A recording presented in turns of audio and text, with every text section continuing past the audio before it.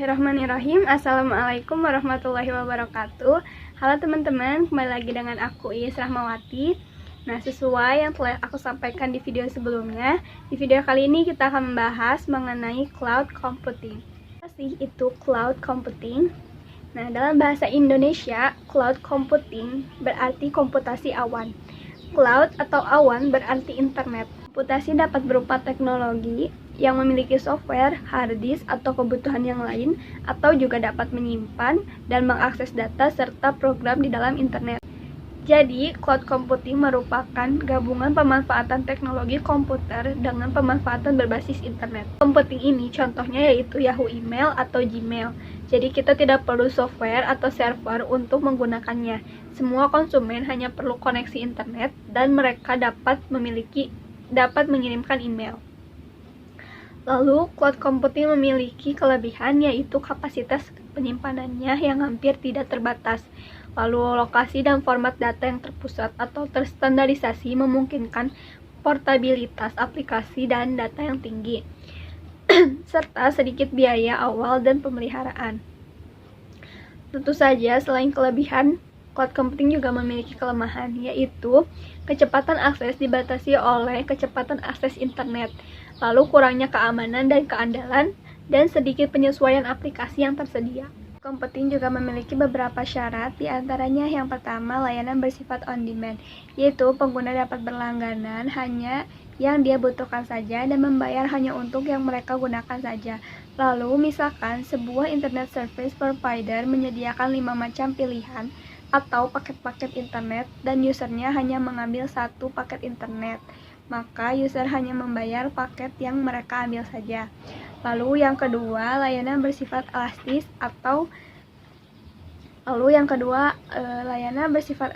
atau scalable, yaitu di mana pengguna bisa menambah atau mengurangi jenis dan kapasitas layanan yang dia inginkan kapan saja dan sistem selalu bisa mengakomodasi perubahan tersebut. Misalkan user berlangganan internet pada yang bandwidth-nya itu 520 KB per second, lalu ingin menambah kecepatannya menjadi 1 MB per second. Dan yang ketiga yaitu layanan sepenuhnya dikelola oleh penyedia atau provider. Cloud computing memiliki jenis-jenis pelayanan. Yang pertama yaitu software as a service, yaitu layanan cloud yang berupa software untuk pelanggan yang disediakan oleh cloud provider. Contohnya yaitu dalam layanan produktivitas, contoh aplikasinya ada Office 365, ada Google Docs, dan ada Adobe Attractive Cloud. Dalam layanan email, ada contoh aplikasinya yaitu Gmail, Yahoo Email, Live Email, dan sebagainya.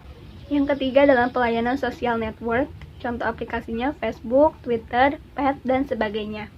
Lalu dalam layanan instant messaging, yang pertama ada Yahoo Messenger, Skype, Gtalk, dan lain sebagainya.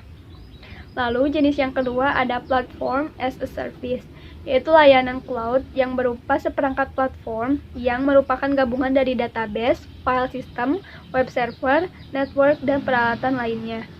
Nah, ini tuh dapat dianalogikan seperti kita menyewa sebuah kamar hotel. Kita dapat menikmati semua pelayanan dan tidur di kamar yang disewa tanpa perlu mempedulikan bagaimana perawatan dan lingkungan kamarnya. Contoh aplikasinya yaitu Amazon Web Service, Windows Azure, Google Apps Engine. Lalu jenis yang ketiga ada infrastruktur as a service, yaitu layanan cloud yang berupa seperangkat infrastruktur TI yang berupa unit komputasi, storage, memory, network, dan sebagainya.